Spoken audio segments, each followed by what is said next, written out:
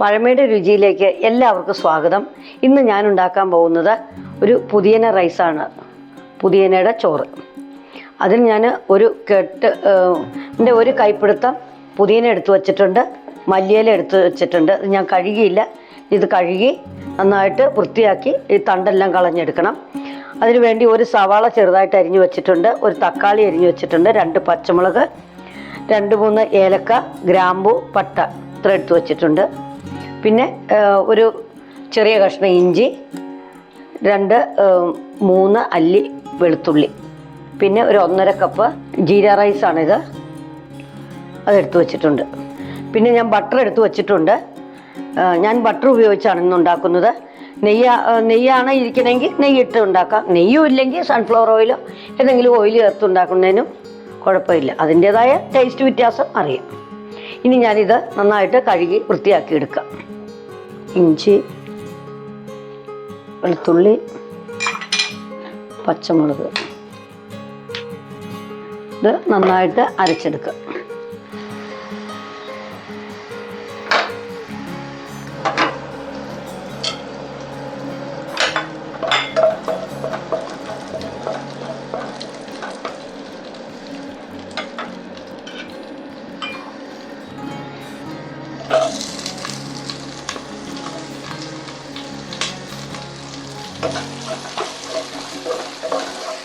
കുറച്ച് ഉപ്പിടാം.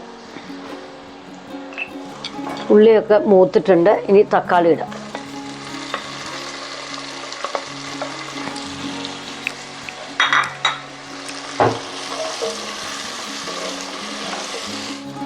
കാൽ ടീസ്പൂൺ മഞ്ഞൾപ്പൊടി ചേർക്കാം. ഇനി അരച്ചു വച്ചിരിക്കുന്ന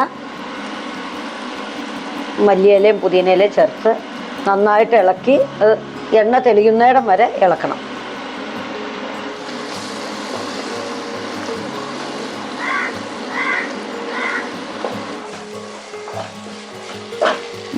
മല്ലിയിലയും പുതിനയുടെ ഒക്കെ പച്ചമണമൊക്കെ മാറി അതെല്ലാം വെള്ളമെല്ലാം പറ്റി നല്ല കണ്ടീഷനായിട്ടുണ്ട്. ഇനി ഇതിനകത്തേക്ക് കഴുകി ഊറ്റി വച്ചിരിക്കുന്ന അരി ഇടാം. ഇതൊന്ന് ജസ്റ്റ് ഇളക്കി, ഇത് ബിരിയാണി റൈസിലും ഉണ്ടാക്കാം, ഇത് ഞാൻ നല്ല ജീര റൈസിലാണ് ഉണ്ടാക്കണേ. നമുക്ക് ചോറ് വേവിച്ച് വെച്ചിട്ട് ഇതേപോലെ മസാല റെഡി ആവുമ്പോൾ അങ്ങനെയും ഉണ്ടാക്കാം, ഇങ്ങനെയും ഉണ്ടാക്കാം. ഇതായിരിക്കും ഇത്തിരിയും കൂടെ ടേസ്റ്റ് കൂടുതൽ, കാരണം ഈ വെള്ളത്തിനകത്ത് കിടന്ന് അരി വേവുമ്പോൾ അതിൻ്റെ ആ ടേസ്റ്റ് ചോറിലേക്ക് കൂടുതലായിട്ട് കിട്ടും.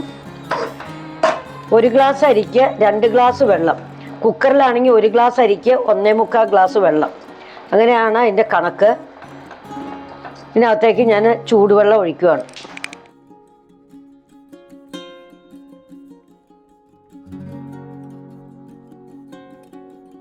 ഈ വെള്ളത്തിൻ്റെ വെള്ളം ഒന്ന് നോക്കണം, അതിനകത്ത് ഉപ്പ് ഇത്തിരി മുന്നിൽ നിന്നാലാണ് ചോറിലേക്ക് ഉപ്പ് നന്നായിട്ട് കിട്ടത്തേ ഉള്ളൂ.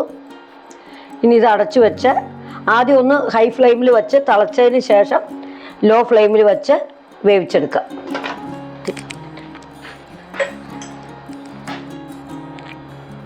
നല്ല സ്വാദുള്ള പുതിയനയുടെ റൈസ് റെഡി ആയിട്ടുണ്ട്. നിങ്ങൾ ഇതുപോലെ ഉണ്ടാക്കി നോക്കണം, പെട്ടെന്ന് ഉണ്ടാക്കാം. കുക്കറിലാണെങ്കിൽ ഒരു 5 മിനിറ്റ് പോലും വേണ്ട. ഞാൻ അല്ലാതെ വെച്ചപ്പോൾ എനിക്ക് 15 മിനിറ്റ് എടുത്തിട്ടുണ്ട്. നല്ലൊരു സലാഡും ഉണ്ട്. ഇനി നിങ്ങൾക്ക് മുട്ടയോ ഒക്കെ ആവശ്യമുള്ളവരാണെങ്കിൽ അതും ചേർത്ത് കഴിക്കാം. നന്നായിട്ടുണ്ട്, നല്ല ടേസ്റ്റുണ്ട്. ഞാൻ കഴിച്ചു നോക്കി, നിങ്ങൾ ഇതുപോലെ ഉണ്ടാക്കി നോക്കണം. എൻ്റെ ചാനൽ നിങ്ങൾക്ക് ഇഷ്ടപ്പെടുവാണെങ്കിൽ ലൈക്ക് ചെയ്യാനും ഷെയർ ചെയ്യാനും മറക്കരുത്. Okay, by.